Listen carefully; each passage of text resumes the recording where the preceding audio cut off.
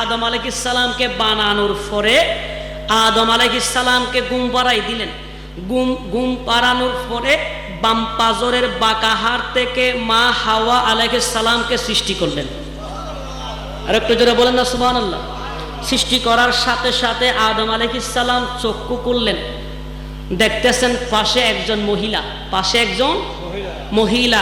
আদম নবী জিজ্ঞেস করলেন তুমি কে? সে বলছে আমি মহিলা। আমি কি? আর একজন বলেন না আমি মহিলা। এখন ফেরেশতা আছে না নাই? আর জবান আছে না নাই?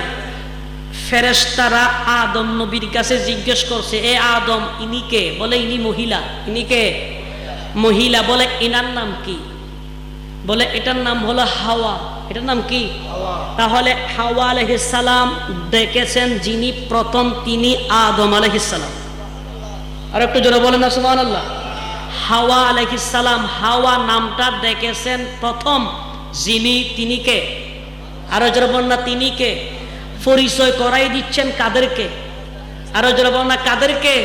ফেরেশতাদেরকে বলছেন এ ফেরেশতারা ইনি হলেন হাওয়া। বলে ফেরেশতারা বলছে আদম হাওয়া কেন? সুবহানাল্লাহ বলেন। বলে এর নাম হাওয়া কেন? তখন আদম আলাইহিস সালাম বলেন এ ফেরেশতারা এর নাম হাওয়া হওয়ার কারণ হলো আল্লাহ রাব্বুল আলামিন একে জীবন্ত বস্তু থেকে সৃষ্টি করেছেন। আর একটু জোরে বলেন না সুবহানাল্লাহ।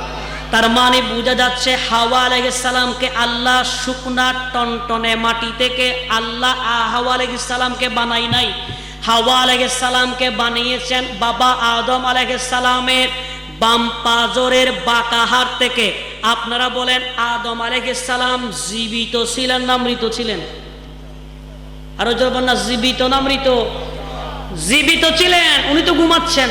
ঘুমে অপারেশন, ঘুমে অপারেশন। তার মানে জীবন্ত বস্তু থেকে, জীবন্ত জিনিস থেকে হাওয়া আলাইহিস সালামকে বানাইলেন। এই জন্য আদম নবী বলছেন এই ফেরেশতারা উনার নাম হাওয়া হওয়ার কারণ হলো উনি আল্লাহ রাব্বুল আলামিন জীবন্ত জিনিস থেকে এই হাওয়াকে তৈরি করলেন। আর একটু জোরে বলেন না সুবহানাল্লাহ। এই কথাগুলো জীবনে কোনোদিন শুনি নাই। কথা বলেন ঠিক কিনা?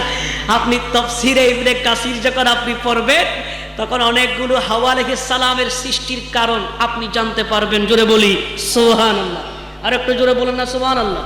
এগুলো আমি জুমার মধ্যে আলোচনা করি, কিন্তু এদিক দিয়ে ঢুকে আর এদিক দিয়ে বাইরে, এদিক দিয়ে ঢুকে আর এদিক দিয়ে বাইরে।